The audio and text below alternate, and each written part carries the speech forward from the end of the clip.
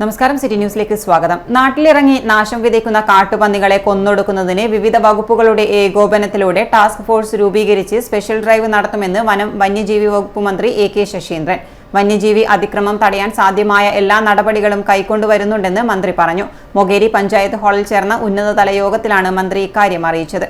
കാട്ടുപന്നിയുടെ ആക്രമണത്തിൽ കർഷകൻ എ.കെ. ശ്രീധരൻ കൊല്ലപ്പെട്ടതിനെ തുടർന്നാണ് മന്ത്രി എ.കെ. ശശീന്ദ്രൻ ഉന്നതതല യോഗം വിളിച്ചു ചേർത്തത്. വിവിധ വകുപ്പുകളുടെ ഏകോപനത്തിലൂടെ രഹസ്യമായി ടാസ്ക് ഫോഴ്സ് രൂപീകരിച്ച് സ്പെഷ്യൽ ഡ്രൈവ് നടത്തും. മാർച്ച് 15-നുള്ളിൽ ഈ പ്രക്രിയ പൂർത്തിയാക്കും. കാട്ടുപന്നിയുടെ കുത്തേറ്റ് മരിച്ച ശ്രീധരന്റെ കുടുംബത്തിലൊരാൾക്ക് സർക്കാർ ജോലി നൽകാൻ നിയമപരമായി സാധ്യതയുണ്ടോ എന്ന് പരിശോധിക്കുമെന്നും മന്ത്രി അറിയിച്ചു. കൃഷിനാശം സംഭവിച്ചിട്ടുണ്ട്. അത് ഈ കുടുംബനാഥൻ, മരിച്ചുപോയ കുടുംബനാഥന് ഉണ്ടോയെന്ന് എനിക്കറിയില്ല.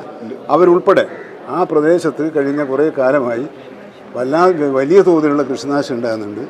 ആ കൃഷിനാശം സംബന്ധിച്ച കണക്കുകൾ വളരെ പെട്ടെന്ന് തിട്ടപ്പെടുത്തി കൃഷി ഓഫീസറോട് ആ റിപ്പോർട്ട് വനംവകുപ്പിന് നൽകാൻ പറഞ്ഞിട്ടുണ്ട്. ആ റിപ്പോർട്ട് ലഭിക്കുന്ന മുറക്ക് ആ കൃഷിനാശത്തിനുള്ള തുകയും കൈമാറാൻ തീരുമാനിച്ചിട്ടിരിക്കുന്നത്. ഇവിടെ മുമ്പൊരിക്കലും ഒരു സംഭവമാണ് ഇവിടെ ഉണ്ടായത്. അതൊരു പുതിയ അനുഭവമാണ്.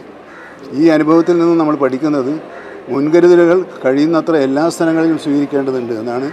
എവിടെയാണ് ഉണ്ടാവുക എന്ന് നമുക്ക് നിശ്ചയിക്കാൻ പറ്റാത്ത വിധത്തിലുള്ള ഒരു സാഹചര്യം ഉണ്ടോ എന്ന ഒരു സംശയം ഇവിടെ ഉന്നയിക്കപ്പെടുന്നുണ്ടായി. കൃഷിനാശമുണ്ടായ മേഖലയിൽ പരിശോധന നടത്തി ജില്ലാ കൃഷി ഓഫീസർ നഷ്ടം കണക്കാക്കി ഡിഎഫ്ഒവിന് നൽകിയാൽ കർഷകർക്ക് മതിയായ നഷ്ടപരിഹാരം അനുവദിക്കുമെന്നും മന്ത്രി കൂട്ടിച്ചേർത്തു. അതേസമയം തോക്കുള്ള ജവാന്മാരുടെ സേവനം ഇക്കാര്യത്തിൽ ഉപയോഗപ്പെടുത്താൻ സാധിക്കണമെന്ന ആവശ്യവും യോഗത്തിൽ ഉയർന്നു. സാങ്കേതിക പ്രശ്നങ്ങൾ ഇക്കാര്യത്തിൽ തടസ്സമാകരുതെന്നും യോഗത്തിൽ ആവശ്യം വന്നു. Thalassery sub collector Karthik Panigrahi, K P. Mohanan MLA, chief forest conservator K S. Deepa, DFO S. Vaishakh, ജനപ്രതിനിധികൾ, രാഷ്ട്രീയ പാർട്ടി നേതാക്കൾ, കർഷക പ്രതിനിധികൾ തുടങ്ങിയവർ യോഗത്തിൽ പങ്കെടുത്തു. City news, Kannur.